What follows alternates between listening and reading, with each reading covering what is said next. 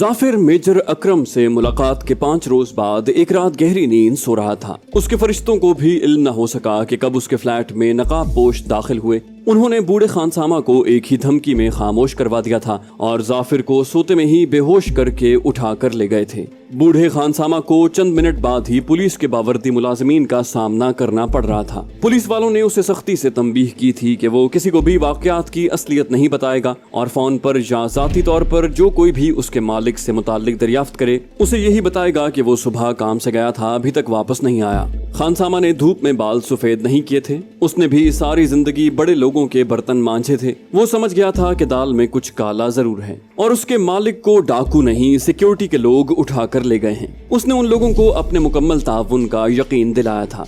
जाफिर ने पहले तो यही समझा कि शायद रात ज्यादा चढ़ गई होगी और वो नींद में पलंग से जमीन पर आ रहा होगा, लेकिन उसके कमरे में तो वॉल टू वॉल कारपेट बिछा हुआ था। वो कहाँ गया? मजीद गौर करने पर उसे मालूम हुआ कि ये तो वो कमरा ही नहीं जहाँ वो सोया हुआ था। ये तो किसी जेल खाने की कोठरी मालूम होती है, क्योंकि उसके सामने सलाखें लगी हुई थी और शायद वो बाहर से बंद होता था। कंबल एक तरफ फेंक कर वो अचानक ही दरवाजे की तरफ बढ़ा, लेकिन लड़खड़ा कर वापस गिर पड़ा क्योंकि उसका सर बड़ी जोर से दीवार से टकराया था। इस टक्कर के साथ ही वो अपने हवास में वापस आ गया और दूसरे ही लम्हे उसे हालात की संगीनी का इदराक हुआ। उसने अचानक ही उठकर दीवानावार सलाखों वाले दरवाजे को हिलाना शुरू कर दिया था। जब 3-4 मिनट तक किसी ने उसकी हरकत पर कान न धरे तो उसने चिल्लाना भी शुरू कर दिया था। चिल्लाते चिल्लाते उसका गला बैठने लगा। करीब था कि वहशत और बेचारगी से उसका दम घुट जाए कि उसने 2 हट्टे कट्टे मुश्तंडों को अपनी तरफ आते देखा। उनमें से एक ने उसे डांटते हुए कहा, तुम्हारा दिमाग खराब हो गया है, क्यों हमारी नींद हराम कर रहे हो?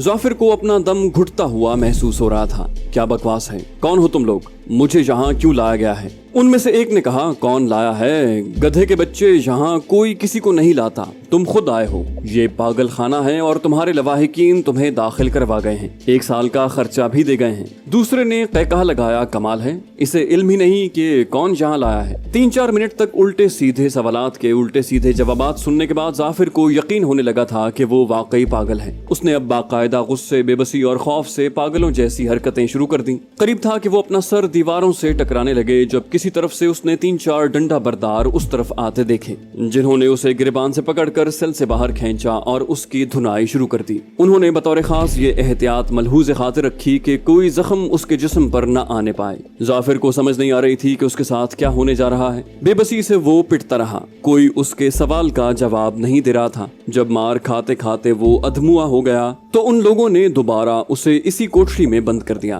थोड़ी देर बाद दलिये से भरा एक प्याला उसे खाने को मिला, जो खौफजदा जाफिर ने जैसे तैसे थोड़ा बहुत जहर मार कर लिया। शायद आम जिंदगी में वो इस तरह का दलिया लाने वाले के मुंह पर दे मारता, लेकिन जहां उसने सिर्फ इस खौफ से उसे जहर मार किया कि कहीं ये लोग दोबारा उसको पीटना शुरू न कर दें, उसे वाकई ये पागल लग रहे थे। करीबन 1 घंटे बाद उसने 2 और आदमी अपनी तरफ आते देखे, जिन्होंने उसका दरवाजा खोला और उसे बाजुओं से पकड़कर एक तरफ चलने लगे। जाफिर के लिए ये सूरत हाल इतनी बौखला देने वाली थी कि खौफ के मारे उसके मुंह से अल्फाज नहीं निकल रहे थे। वो इस डर से भी बोल नहीं रहा था कि न जाने वो लोग उसकी किस बात का बुरा न मना लें। इस मर्तबा उनका रवैया कुछ शरीफाना था। इस सफर का इख्तिताम एक कदरे बेहतर कमरे पर हुआ, जिसमें एक मेज के गिर्द कुर्सियां सजी हुई थीं और एक शख्स कमरे की खिड़की के सामने उसकी तरफ पीठ किए खड़ा था। उसके हमराहियों ने जाफिर को बाजुओं से पकड़कर कुर्सी पर बिठा दिया। जैसे ही उस शख्स ने अपना चेहरा जाफिर की तरफ घुमाया, वो सन्नाटे में आ गया। ये इतनी चौंका देने वाली मुलाकात थी कि जाफिर किसी मैकेनिकी अमल के तहत उठकर खड़ा हो गया। वाकई उसका दिमाग घूम कर रह गया था। आप? उसके सामने मेजर अकरम खड़ा था। हाँ मैं। बहुत हैरानी हुई होगी तुम्हें मिस्टर जाफिर, जिस जमीन पर तुमने पनाह ले रखी थी वो आलम इस्लाम की पनाहगाह है। इसके खिलाफ साजिश आलम इस्लाम के खिलाफ गद्दारी है। हम गद्दारों को जमीन की 7वीं तह से निकाल कर जहन्नम रसीद कर देते हैं। मैं तुम्हें साफ बता दूं कि यहाँ से तुम्हारे जिंदा बच निकलने का सिर्फ एक ही रास्ता है। हमें सब कुछ सच सच बता दो, वरना याद रखना कि तुम्हारे लिए रोने वाला इस जमीन पर कोई नहीं होगा। मेजर अकरम आज बिल्कुल बदले बदला हुआ इंसान लगता था। जाफिर को समझ आ गई कि दरअसल मेजर अकरम पाकिस्तानी इंटेलिजेंस का ऑफिसर है जो फरजाना के जरिए भारतीय हाई कमीशन तक पहुंचा है ताकि अपने मुल्क के खिलाफ होने वाली साजिश पर नजर रख सके। लेकिन ये जरूरी तो नहीं था कि हर बात उसके इल्म में ही रही हो। अकरम ने कहा, मैं जानता हूँ तुम क्या सोच रहे हो, लेकिन तुम्हारे कई सवालों के जवाब इस टेप में महफूज हैं। इतना कहकर मेजर अकरम ने अपने सामने रखी टेप का बटन दबा दिया। जैसे जैसे टेप चल रही थी उसके चेहरे का रंग बदलता जा रहा था। ये उसकी फरजाना और थर्ड सेक्रेटरी के साथ होने वाली गुफ्तगू की रिकॉर्डिंग थी। शायद इन लोगों ने उसके फोन पर बग लगाया था। उसे अच्छी तरह समझ आ गई कि अगर वो असलियत ना भी बताए तब भी इस रिकॉर्डिंग की मदद से ये लोग वाकयात का पता चला सकते हैं, क्योंकि ये गुज़श्ता 5 दिन की रिकॉर्डिंग थी और उन्हीं दिनों में वो रॉ के लिए एक घिनौना खेल खेलने जा रहा था। उमूमन उन दिनों में उसकी गुफ्तगू इसी हवाले से हुई थी। थोड़ी देर बाद ही वो सारी कहानी मेजर अकरम को सुना रहा था। उसने बताया कि मुझे रॉ ने फरजाना के जरिए अप्रोच किया था। मेरे फरजाना से देरीना जिस्मानी ताल्लुकात कायम हैं और हम दोनों इस हद तक चले गए हैं कि अब मैं उसे अपनी जरूरत समझने लगा हूँ। फरजाना के जरिए मेरा तारुफ भारतीय सिफारत खाने के थर्ड सेक्रेटरी से हुआ। मेरा भारतीय हाई कमीशन में आना जाना लगा रहता है। उन्होंने मेरे लिए रुपया पानी की तरह बहाया और मेरी हर जायज और नाजायज ख्वाहिश पूरी की। फरजाना के जरिए इन लोगों ने मुझे इस जलील हरकत के लिए आमादा किया कि मैं भारत जाऊंगा जहां मुझे आलमी प्रेस के सामने पेश किया जाएगा। चूंकि मेरा ताल्लुक तंजीम आजादी फलस्तीन से है और मेरे पास इस ज़िम्न में दस्तावेजी सबूत भी मौजूद हैं, मुझे पाकिस्तान के खिलाफ साजिश में शामिल किया गया था और कहा गया था कि मैं दिल्ली में मुनक्किदा प्रेस कॉन्फ्रेंस में बयान दूंगा कि कुछ अरसा पहले बम्बई में जर्मन सिफारतकारों की हलाकत का जो हादसा हुआ है उसकी जिम्मेदारी मेरी तंजीम कबूल करती है। हमने ये साजिश पाकिस्तानी इंटेलिजेंस की मदद से तैयार की थी और इसका मकसद भारत को रुस्वा करना और भारत और जर्मनी के बढ़ते हुए ताल्लुकात को नुकसान पहुंचाना था। मुझे ये इकरार करना था कि इस ज़िम्न में हमें लाखों रुपए रिश्वत और जान की सलामती की जमानत दी गई थी, लेकिन हमें जहन्नम में झोंकने के बाद पाकिस्तानी हुक्काम ने आंखें फेर ली। उनके इस रवैये से दिल बर्दाश्ता होकर मैंने भारतीय हुक्काम से राब्ता किया और अब बिल्कुल रजाकाराना तौर पर बयान जारी कर रहा हूँ। मैं अपना जुर्म कबूल करता हूँ और हर सजा के लिए तैयार हूँ। एक लम्हे के लिए रुककर उसने अपने सामने रखा पानी का ग्लास एक ही सांस में अपने हलक में उंडेल लिया। फिर बोला, मुझे भारतीय हुक्काम ने यकीन दिलाया था कि 15-20 रोज मुझे जेल में रखने का ड्रामा करेंगे, उसके बाद मेरे फरार का ड्रामा रचाया जाएगा और मुझे भारत में नाम बदल कर सारी जिंदगी ऐशो इशरत से गुजारने की इजाजत होगी। फरजाना मुझसे शादी कर लेगी और फिर कुछ अरसे बाद मुझे बरतानवी शहरियत मिल जाएगी। अपनी कहानी में हकीकत का रंग भरने के लिए मुझे 2 पाकिस्तानी सिफारतकारों के नाम भी लेने थे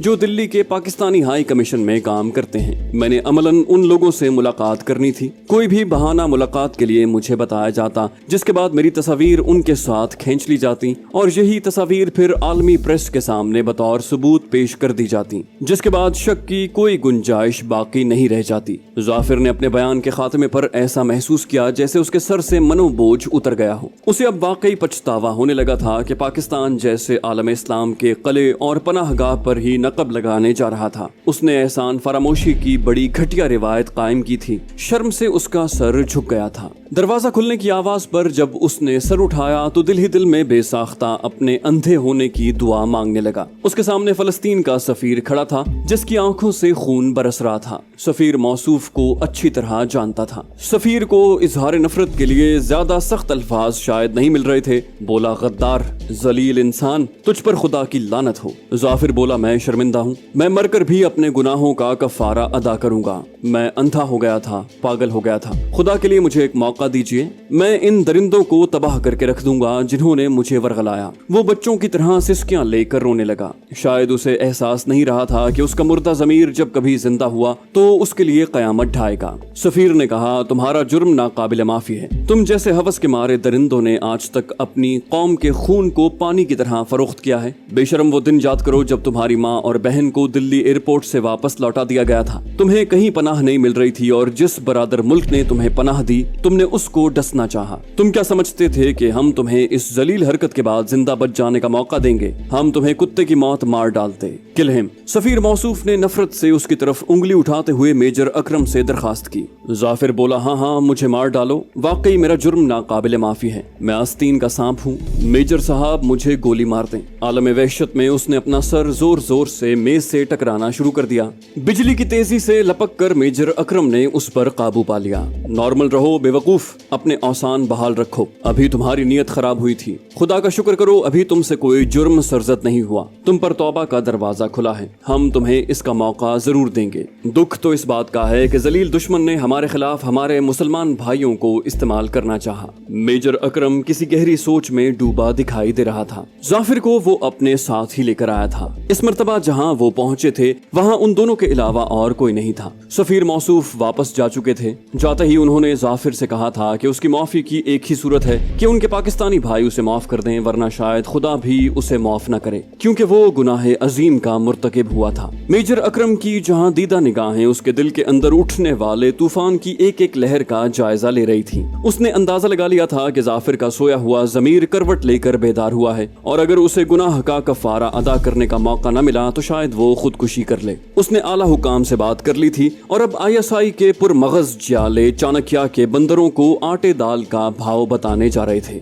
उन्होंने इस मर्तबा रॉ के लिए ऐसा भरपूर जवाबी हमला प्लान किया था कि दोबारा बहुत लंबे अरसे तक रॉ को किसी गंदी हरकत की जरूरत न होती। मेजर अकरम ने उसे वजाहत, हमदर्दी और मोहब्बत से बहुत कुछ समझा कर आने वाले हालात के लिए तैयार कर लिया था। मेजर अकरम उसे उसके फ्लैट तक खुद छोड़ने आया था। उसका खानसामा भी तब्दील कर दिया गया था। फिलवक्त उसे मेजर अकरम की हिदायत पर बिल्कुल नॉर्मल रहना और भारतीयों की हाँ में हाँ मिलाना थी। घर पहुंचने पर उसे सबसे पहले फरजाना का फोन मिला, जो उसके अचानक गायब हो जाने पर बहुत परेशान थी। भाई तुम्हारे मेजर साहब तो कमाल की चीज हैं, जाफिर ने कहा। मैंने तो कल रात उनके साथ ही गुजारी है, बड़े मजे का आदमी है। मुझे अपने घर ले गया था। घर क्या था, वो तो परिस्तान था। परिस्तान जाने मैंने कितनी चढ़ा ली थी कि सुबह देर तक वहीं सोता रहा और मेजर साहब भी मुझे इसलिए नहीं छोड़ गए कि कहीं मैं एबनॉर्मल होकर कोई गलत हरकत न कर गुजरूं। अपनी बात के खात्मे पर उसने मसनूई क़हक़हा लगाया। दूसरी तरफ शायद उसके बहाने ने फरजाना और उसके आकाओं को मुतमईन कर दिया था। थोड़ी देर तक आपस में बातें करने के बाद उसने फरजाना को लंच उसके साथ उसके फ्लैट पर करने की दावत दी थी, जो उसने बशुक्रिया कबूल कर ली।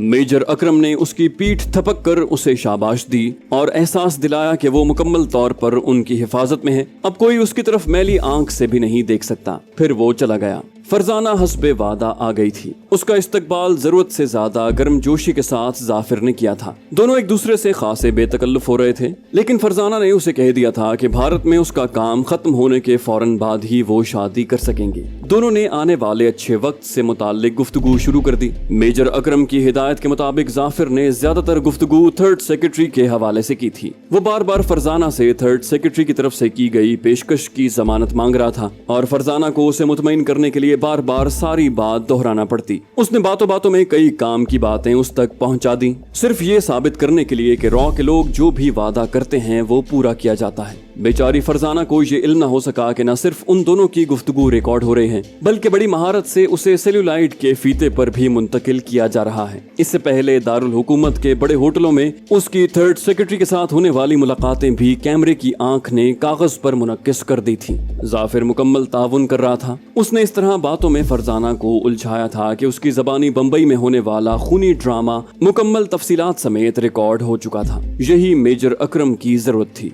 इस्लामाबाद के प्रेस क्लब में उस प्रेस कॉन्फ्रेंस का खुसूसी एहतमाम किया गया था। पाकिस्तान में मौजूद हर काबिल जिक्र गैर मुल्की प्रेस से वाबस्ता नुमाइंदा यहाँ मौजूद था। फलस्तीनी तलबा की तंजीम का जनरल सेक्रेटरी जाफिर ताले प्रेस कॉन्फ्रेंस से खिताब कर रहा था। उसने पहले से यहाँ मौजूद सहाफियों को बम्बई में होने वाले वाकयात की तफसील से आगाह किया और बताया कि किस तरह रॉ और मोसाद ने मिलकर ये घिनौना मंसूबा तैयार किया था और किस तरह उसे रॉ की मकामी एजेंट फरजाना के जरिए फांस कर थर्ड सेक्रेटरी तक पहुंचाया गया, जिसने उसे रॉ के इस खेल को इख्तिताम तक पहुंचाने के लिए खती रकम और दीगर आसाइशों की पेशकश की थी। उसने प्रेस कॉन्फ्रेंस में मौजूद लोगों से कहा कि अपने ज़मीर के हाथों मजबूर होकर उसने बिलाखिर इस घिनौनी साजिश का इंकिशाफ पाकिस्तानी इंटेलिजेंस के सामने किया और रज़ाकाराना तौर पर इस साजिश को बेनकाब करने के लिए अपनी खिदमात पेश की। उसके साथ ही प्रेस कॉन्फ्रेंस में मौजूद दुनिया भर के मंझे हुए सहाफी उस पर हमलावर हो गए, लेकिन उसके पास अपने हर इल्जाम का दस्तावेज दस्तावेजी ऑडियो विजुअल सबूत मौजूद था।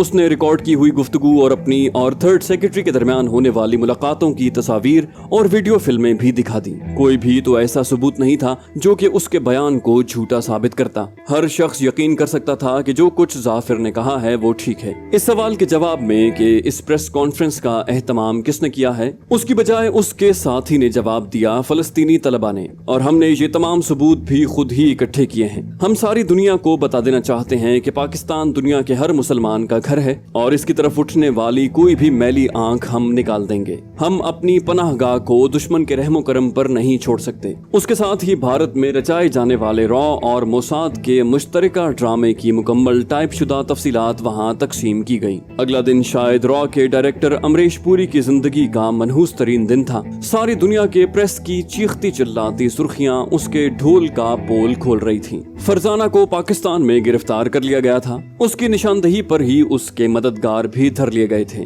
थर्ड सेक्रेटरी को नॉन ग्रेटा पर्सन यानी नापसंदीदा शख्सियत करार देकर पाकिस्तान से मुल्क बदर कर दिया गया। ISI ने हमले से पहले रॉ और मोसाद को जमीन चाटने पर मजबूर कर दिया था। ब्रिगेडियर शमीर जख्मी सांप की तरह तिलमिला रहा था। अमरीश पुरी बेबसी से अपने जख्म चाट रहा था।